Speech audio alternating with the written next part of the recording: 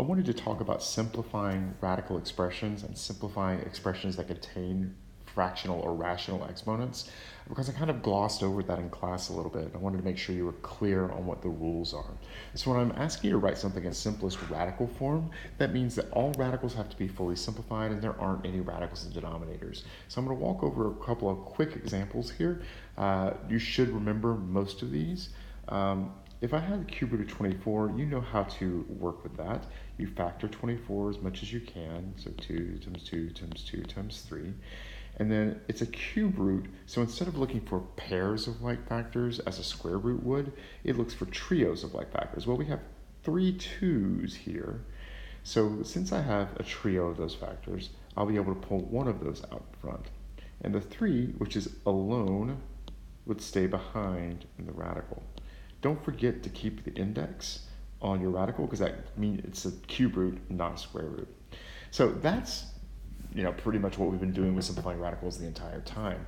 Now, something like this, even though it looks like it's simplified, if I were to factor 4, it would be 2 squared, right? And I don't have a group of 4 of anything in there. However, if I were looking at the power here and the index here, notice they have a common factor. And if I were to write that as a fractional exponent, that fractional exponent would be simplifiable and therefore would be able to be written as a simpler radical.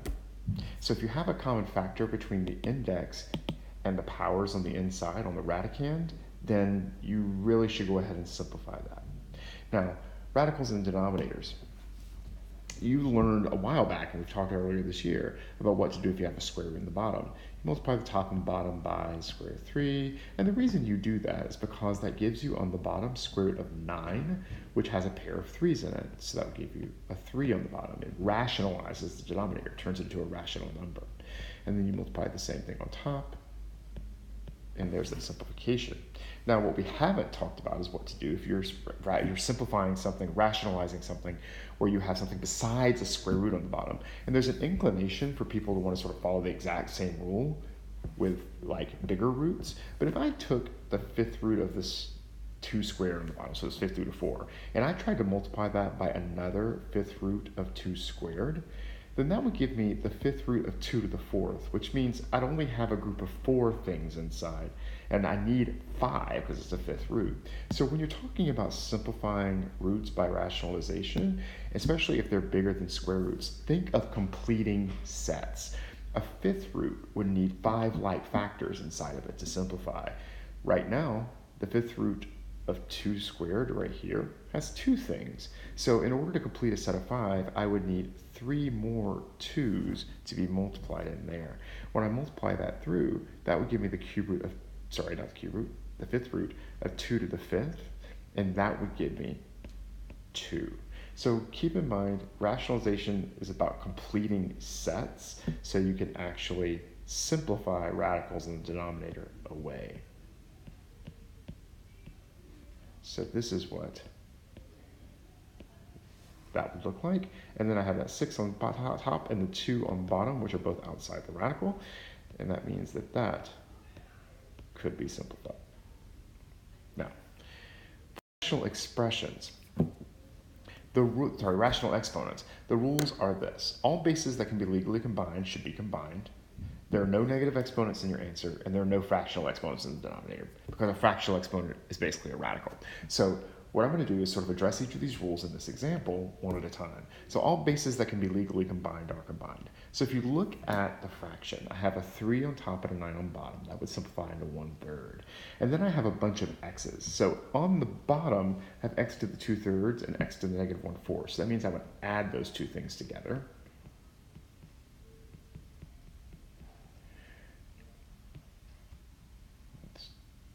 The 1/3, x to the 3/2. And when I combine those two things, that would give me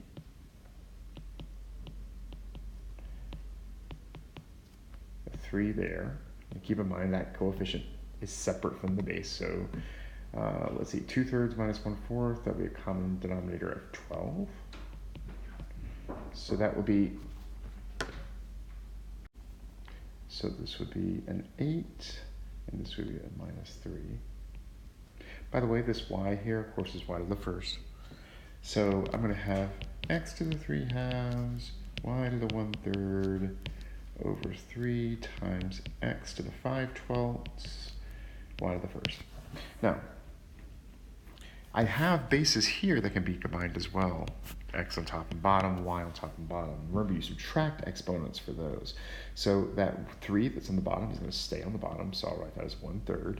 And then this would be 3x to the 3/2 minus 5/12, and y to the 1/3 minus 1. So that would give me 1/3 x, when I got a common denominator, that would be 18 minus 12, 13/12, times y to the negative 2/3. Now, that's combining all the bases that you can combine. Now, there are no negative exponents, so this y to the negative 2/3 can't stay there. So basically, what I do then is, since it's a negative exponent, it would go to the bottom of this fraction. So this would look like this, x to the 13/12. The 1/3 would put that 3 in the bottom, and then this would be y to the 2/3. Now, then we address the last rule. There can't be any fractional exponents in the denominator. Now, keep in mind that y to the 2/3 is the same thing as the cube root of y squared. So we can actually write it that way, and then use what we just talked about in the last slide to get rid of the radical. Or we can think of it this way. I'm going to multiply this by something that, when it has to have the same base because I want to affect this term, when I add the exponents, because when you multiply things that have the same base, you add the exponents, I would like it to not be a fractional exponent anymore, because fractional exponents mean radicals. So I'd like to basically have an exponent that when I multiply it, and then therefore would add the exponents, they would add to give me an integer. So what would I add to 2/3 to give me an integer? Well, 1/3. If I did that, on the bottom, I would have 3 times y to the 2/3 plus 1/3, which is 1. So if I did it to the bottom, I need to do it to the top. X to the 13/12, y to the 1/3. So we have basically all the bases have been combined that can be combined. No negative exponents, no fractional exponents in the denominator. Now you may look at these two things and say, but those have the same base. Why can't we combine those? Well, if you did the rule for division and subtracted those exponents, you'd end up getting a negative exponent again, and it would take you right back to this step.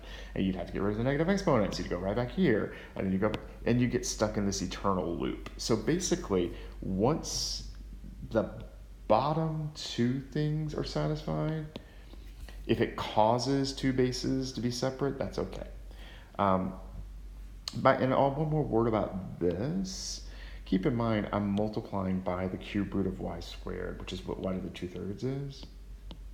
If I multiply that by what y to the 1/3 is, which is just the cube root of y, I would get the cube root of y cubed, which is just y.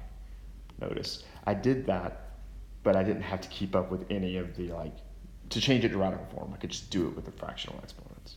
So hopefully this helps a little bit with the rules for simplification. We'll talk a little bit more about it in class on Tuesday.